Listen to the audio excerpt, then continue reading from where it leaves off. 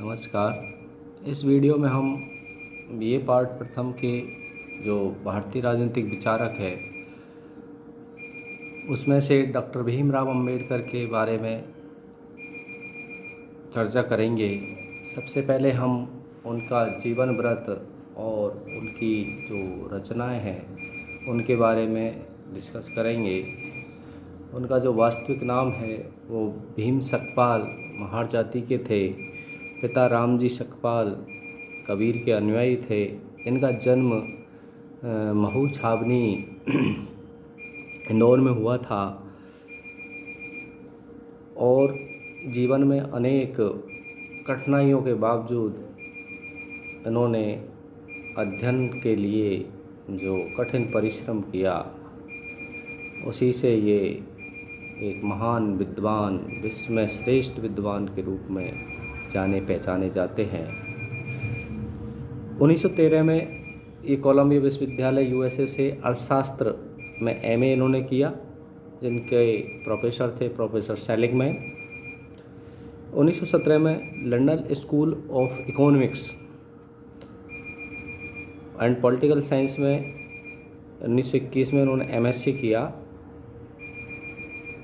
और 1922 में PhD the problem of रूपी पर जो टॉपिक था उस पर इन्होंने पीएचडी की। 1923 में इन्होंने वकालत को प्रोफेशनल के रूप में प्रारंभ कर दिया। अंबेडकर ने दलितों के जो संघर्ष है उसको संगठित करने का काम किया और इनका जो नारा था दलितों के लिए वो था संगठित रहो, शिक्षित बनो और संघर्ष करो। उनमें चेतना जागृत करने के लिए इन्होंने अनेक आंदोलनों का नेतृत्व किया, जिनमें पूना पार्वती सत्याग्रह, कल्याण मंदिर प्रवेश सत्याग्रह आदि को इन्होंने प्रभावशाली जो नेतृत्व है वह प्रदान किया है। जब 1930 में all India depressed class association का अध्यक्ष का पद धारण किया, गोलमेज सम्मेलन में भाग लिया और दलित, पिछड़े और आदिवासियों के लिए पृथक से उन्होंने पृथक कम्युनल अवार्ड है, पृथक मतदान का अधिकार है, वो ये दलितों के लिए लाए। लेकिन पूना पैक्ट के तहत जो यरौदा जेल में गांधी जी ने यरौदा जेल में जो आमरण अनशन कर दिया उसके कारण इन्हें वापस लेना पड़ा। अब हिंदू धर्म से अंबेडकर के विचार जो कि मेल नहीं खाते थे, इसलिए उन्होंने 1955 में है भारतीय बुद्ध महासभा की स्थापना की और 14 अक्टूबर 1956 को नागपुर में 5 लाख व्यक्तियों के समक्ष के साथ बौद्ध धर्म में वह ग्रहण किया। इनकी जो प्रसिद्ध कृतियां हैं जिनके कारण ये राजनीतिक विचार या भारतीय सामाजिक विचार है वो हम अध्ययन करते हैं, उन किताबों में कुछ प्रमुख रूप से है। सबसे बड़ी किताब तो भारत के कानून की किताब है, जिसमें भारत का संविधान जिसे कहते हैं उसमें प्रारूप समिति के ये अध्यक्ष रहे और अपने कुशल अध्ययन, वकील बुद्धि और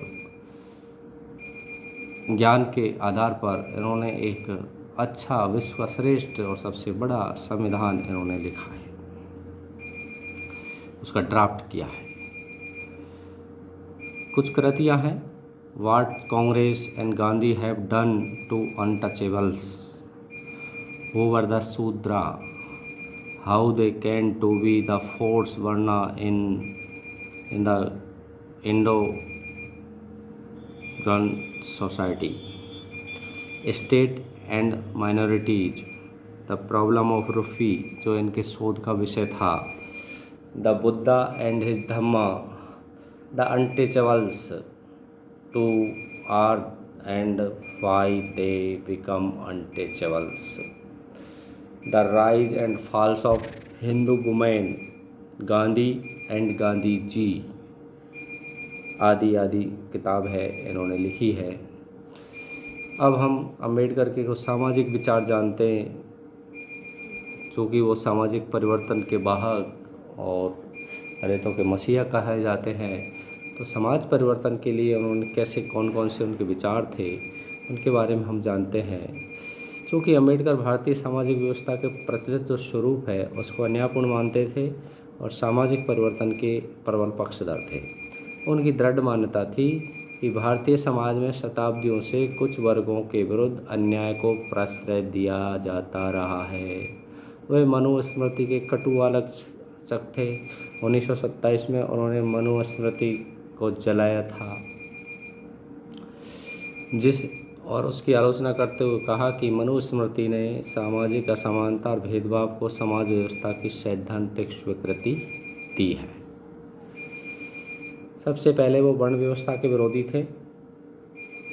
वो पूर्णतः उसको अवैज्ञानिक, अव्यावहारिक और अन्यायपूर्ण व गरिमाहीन मानते हैं और इसकी निंदा करते हैं। चूँकि वर्ण व्यवस्था में श्रम विभाजन की कोई वैज्ञानिक योजना नहीं है, यह व्यवस्था शूद्र वर्ग को अन्य वर्गों से निम्न स्थान प्रदान करती है और उनके सदस्यों को अन्याय या अत्याचारों को जो संरक्षण है देने के बजाय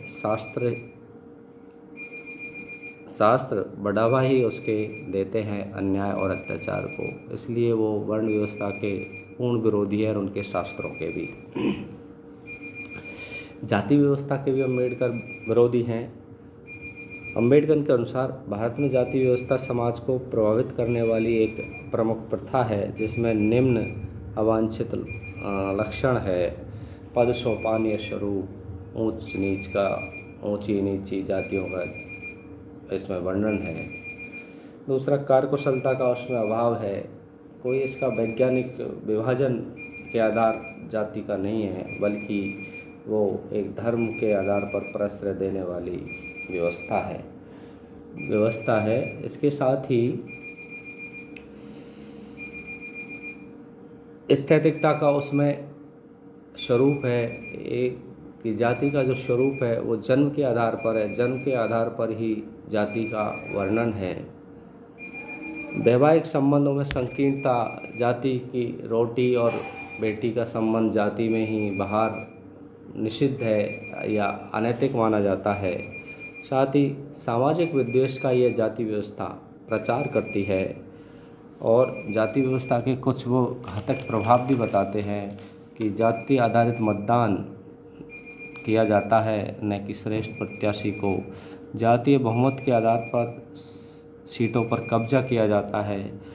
अल्प जाति है, अल्प मत की जो जाति है वो बहुमत को पक्ष में मत देने के लिए बाध्य की जाती है। साथ ही निम्न वर्ग के योग्य प्रत्याशियों को उच्च वर्ग या जाति व्यवस्थावादी मत देने को मानसिक रूप से तैयार नहीं होते, चाहे वो किसी भी निम्न कैटेगरी का हो, कितना भी योग्य हो, लेकिन उच्च वर्ग के लोग उसको मत देने के लिए तैयार नहीं होते। ये घातक जो प्रभाव है भारतीय राजनीतिक व्यवस्था में एक स्वस्थ प्रवृत्ति नहीं है। साथ ही अम्बेडकर हिंदू जो समाज है उसमें प्रचलित अस्पृश्यता को अनैतिक, अन्यायपूर्ण और अनुचित मानते हैं और उनका कहना है कि ये हिंदू समाज के उत्थान में सबसे बड़ी बाधा है। इस जड़ वर्ण व्यवस्था है। साथ ही अस्पृश्यता का प्रचलन जो ब्राह्मणवाद के कारण ज़्यादा है, अस्पृश्यता के निवारण हेतु राज्य को सामाजिक क्षेत्र में व्यवस्थापन को अधिक प्रभावशाली बनाना चाहिए। वो सिद्ध हो सकता है, अच्छा सिद्ध हो सकता है, राज्य कानून की समानता स्थापित करे और अस्पृश्यों को विशेष सुविधाएं व आरक्षण प्रदान करे। ऐसा डॉक्टर भीमराव अंबेडकर का मानना था। स्त्रियों के प्रति अंबेडकर के जो विचार हैं वो बहुत वैज्ञानिक और सटीक है, सामाजिक परिवर्तन के वाहक है। उनका कहना है कि स्त्रियों की जो दुर्दशा है उसके लिए स्मृतियों और शास्त्रों को वो मानते हैं कि इन्होंने स्त्रियों को कभी बराबरी का दर्जा नहीं दिया, ना आगे बढ़ने का मौका दिया। साथ ही स्त्रियों को शिक्षा और सामाजिक समानता के अवसर दिए जाने चाहिए, ऐसा उनका विचार है। हिंदू समाज में उन्हें पुत्र के समान उत्तराधिकार के नियम या उत्तराधिकार के जो नियम है वो समान रूप से मिलने चाहिए अधिकार, ऐसा अम्बेडकर का जो विचार है। हिंदू कोड बिल अम्बेडकर दलित वर्ग के उत्थान के लिए न्यायपूर्ण सामाजिक व्यवस्था की स्थापना हेतु आवश्यक मानते थे, तभी समाज में राजनीतिक स्वतंत्रता सार्थक होगी, ऐसा उनका कहना है। इसके लिए उन्होंने सभी स्तरों पर संगठित एवं सार्थक